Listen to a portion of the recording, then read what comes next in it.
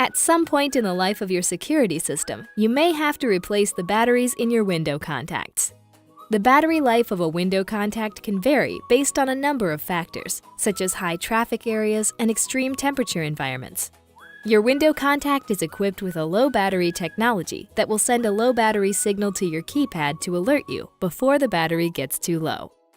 Be sure to contact us about putting your system on test before replacing your batteries.